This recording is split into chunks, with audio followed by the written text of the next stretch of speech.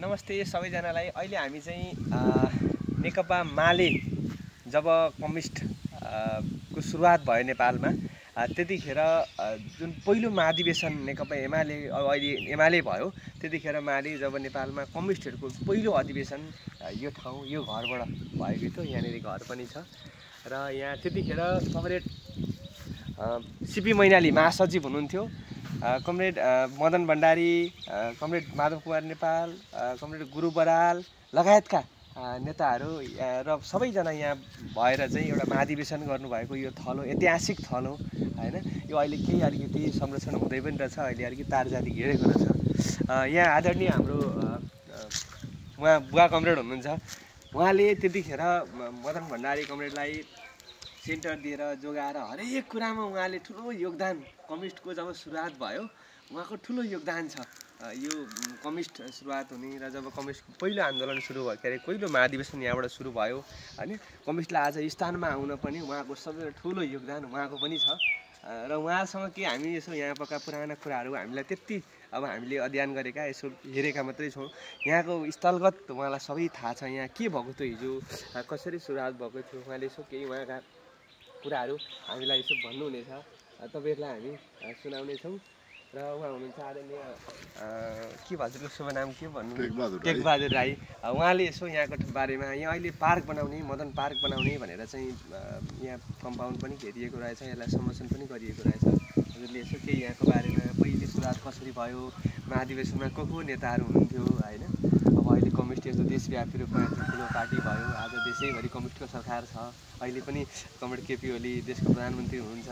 तपाईँहरूले नै सुरुवात यहाँ सुरुमा यहाँ महाधिवेशन भएको, आज देशको प्रधानमन्त्री हुनुहुन्छ होइन। यसो के हजुरले जानेका पहिलेका कुराहरू, अनुभवहरू यसो सुनाइदिनु न आउने पिँढीहरूलाई, पुस्ताहरूलाई, हामी जस्ता यङ जेनेरेसनलाई।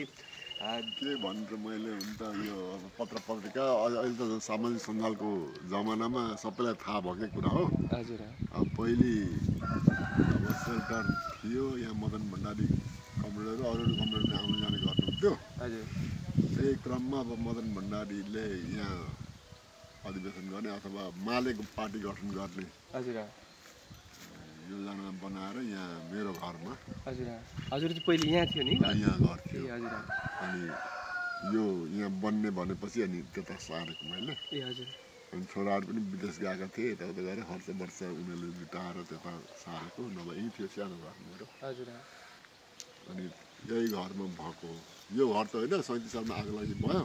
हजुर, अनि अब पार्टीले नै भनौँ न, यो मदन आशिष फाउन्डेसन दर्ता भएको छ, हजुर, हजुर, त्यो फाउन्डेसनले नै यो घेराबारा गरेको छ, यो घरहरू बनाएको छ, यसलाई बनाइसकेको पनि छैन। ए यहाँ चाहिँ पार्क बनाउने, यो पार्क बनाउने भनेर जग्गा मेरो हो। हजुर, पार्टीले उ गरेपछि अनि मैले त्यता घर सारेको, यहाँ थियो पहिले मेरो घर। ए यसमा यसो हजुरले यहाँ पहिले कतिजना हुनुहुन्थ्यो त्यतिखेर महाधिवेशन गर्दाखेरि, को नेताहरू कमरेड हुनुहुन्थ्यो त्यतिखेर? नेता अब सबै त याद छैन, एकदम नजिक हुने भनेको अहिले हुँदो रहेछ यो मजदुर विभागबाट त्यतिखेर पार्टी गठन हुँदाखेरि भक्तबहादुर हालेर छ नाम। हजुर, अस्ति फागुन 21 गते माथि सुक्खा मनोहर त्यतिखेर मनोहर भनेर उहाँ चाहिँ धेरै नजिक हुने क्या मान्छे। हजुर, डाक्टर प्रतिनिधि भएर आउनुभएको थियो, मसँग 45-46 वर्ष पुरानो, धेरै खुसी लाग्यो। अरू अब सबसे यहाँ धेरै हुने भनेको मदन प्रसिद्ध। हजुर, सिपी मैनाली त अलिक पार्टीको यो कार्यक्रम सकिएपछि पनि 1-2 दिन बस्नुभयो। हजुर, धेर चिने रत्नपुर बान्धवता बिति जानुभयो, मारियाले। हजुर, उहाँ अरू थुप्रै 25 जना थिए, 2 जना लेडिज पनि थिए। अहिले तपाईँसँग सम्पर्कमा को सम्पर्क गर्नु कोही नेताहरू छैन, यसो तपाईँ जस्तै आउनु। तपाईँलाई कतिको अब त्यतिको नेताहरू आज देशका प्रमुख ठाउँमा हुनुहुन्छ होइन, देश सरकार देश चलाइरहनु भएको छ, ठाउँ पुग्नुभयो। तपाईँको सहकर्मी साथी नै भन्नु त, तपाईँले त सहकर्मी हिजोको कमेन्ट मदन भण्डारी कमेन्ट त सहकर्मी साथी नै भन्नुहुन्छ होइन। तपाईँलाई नसम्झिँदाखेरि अलिकति दुःख चाहिँ लाग्दैन सहकर्मी साथीले कहिले काहीँ? दुःख पनि खोइ के भन्नु, अब यो कता पार्टीलाई गरियो के गरियो भनेर पैसा भन्ने होइन, एउटा राति हामीले 7 बजी मदन भण्डारी यहाँ हजुर, त्यहाँ पनि हामी अघि जान्थ्यौँ। हामी राति सिट गाडीमा